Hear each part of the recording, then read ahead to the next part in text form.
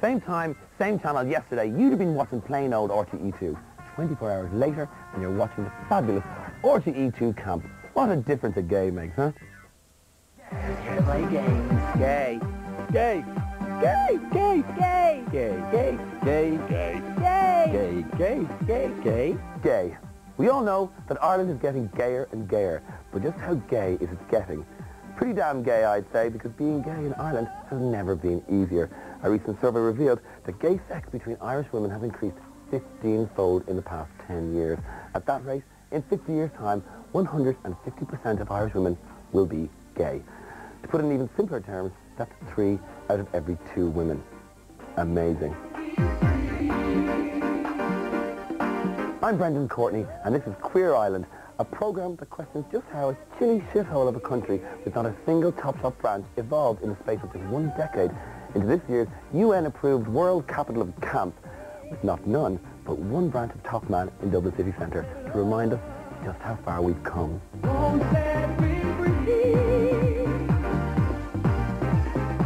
It's true that over the past 40 years we've been exposed to more gayness than ever, through television, radio, movies, the hairdressing industry, and of course math. Your average Irish adult is exposed to nearly 1,000 gay people a week. We're talking 1.5 million gay encounters by the time you're 30. That's a hell of a lot of gay people. But is it enough?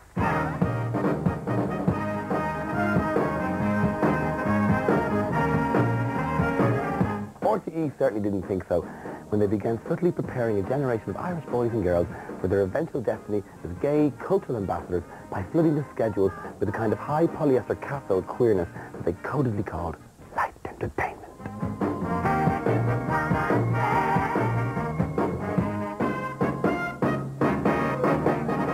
The funny thing was, back then, we didn't see any actual gay people on telly, or none that would openly admit it. Just abstract, shiny Nelly telly images, which instead of satisfying us, left us gasping for more. Oh, they wanted us to want it all right. The government even colluded by forcing huge numbers of the population into camps of forced gayness in County Meath. Good afternoon, campers. The lovely ankle competition will commence in the ballroom in 5 minutes. All lovely ankle competitors report to the ballroom now. God help us, exposed to that level of supercalifragilistic gayness, my generation never really stood a chance. Then, in 1985, a surprised antidote to the incipient gay epidemic appeared on The Late Late Show, and I, for one, began to panic. Good evening, The real gay men did look like Mr. Humphreys from Are You Being Served? I was facing a life not of impossible glamour, but of jeers and ridicule. Were you physically injured and beaten by people who didn't like the look of it? Well, I was never killed. That's the amazing thing. Please, God, if I only have one more Charles Mitchell fantasy, please, don't make my hair turn lilac. In the end, everybody will be on television.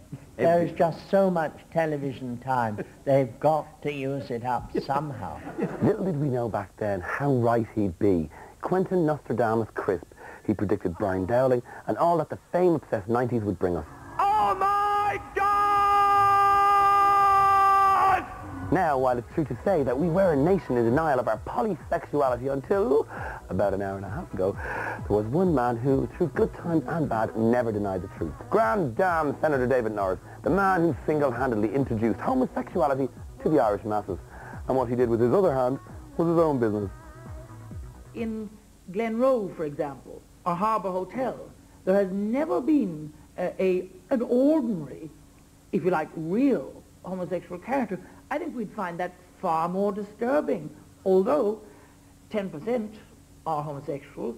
People who use the dark train now, if there are 500 people in a decently packed dark train, 50 of them are gay. It's a mystery how David's fast tongue and quick wit didn't trump Graham Norton to make him Ireland's first superstar Telly Nelly, though back in the 80s they were strenuous, okay, half-hearted, okay, piss-poor efforts made to turn him into a TV star.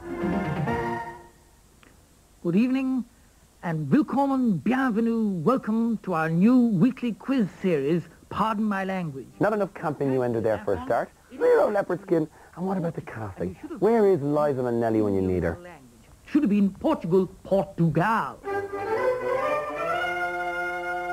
It's an actual fact that before women ever came here, men had sex with men all the time. If men didn't have sex with men in the first place, we probably wouldn't have found out about women at all. It's a study from, it goes back to ancient Greece, a fella called Euripides, and he came up with the concept that you could have children with women easier than men. Fair enough.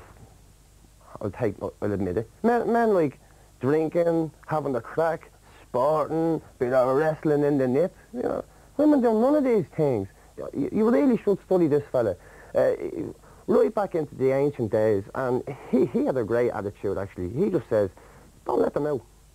Don't let them out at all. Let the fellas go out, have their parties, have the margaritas, which is also an ancient Greek drink, which a lot of people aren't aware of. Guinness is probably the gayest drink in Ireland because a stout was first brewed by Greeks for a homosexual birthday party for a fella called Angelikes. Real man, you know, knows how to take it and give it in ways that the modern man just can't even understand it. Great fellas. Fellas are great. Love it or loathe it, the Eurovision has always been the World Cup, the Grand Prix, nay the Ryder Cup of camp culture.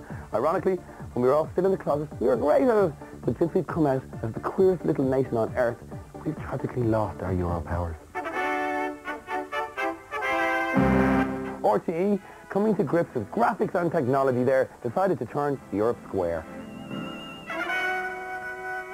Woo! Is that Niamh Kavanagh's hair? Nah, wrong Eurovision. This is the one. Oh, please let it be the one. Yes, it is. This is the one with the Rocket Sisters before they all married Tylers and pop stars. Singing our song, Three Lovely Girls Called Sheba. No, of course. It's the one with Sheba, as in Queens of. And from behind my 6th class maths book back in 1981, I thought they were the most stunningly glamorous thing I'd ever seen. Don't let the planets take control of our lives. Believe in the truth and not celestial lies. It's we are the stars above the ride, our horror soul. The future, I thought, is paved in sequence. In fact, it was paved in heartache for me and the girls who managed only to come 6th that year. 6th? Did they not read the horoscopes? Song for Europe used to be our great pre-Eurovision gay party before it was derailed by Eurostar. Isn't that a train to France? Well, it should be. Though Song for Europe always seems to be full of straight men acting gay. Pitiful. Hey, is there anyone else? That's what Mickey Joe Hart's been screaming from stages all over Ireland. God bless him. Hi, welcome again to the City of Dreams. This is New York, and this is Music Television USA. DJ Vincent Hanley tragically didn't live to see the flowering of Irish camp culture. Sadly, he was a victim of Irish TV's gay blackout. A man so far in the closet as far as the TV image was concerned, his passport may as well have been issued in Narnia. Also Sting, the Communards, and Billy Joel. Vincent Hanley came to us in leather jackets, wearing a big moustache, and sloping around the gay capitals of the world, playing tracks from the Communards. How did we not know?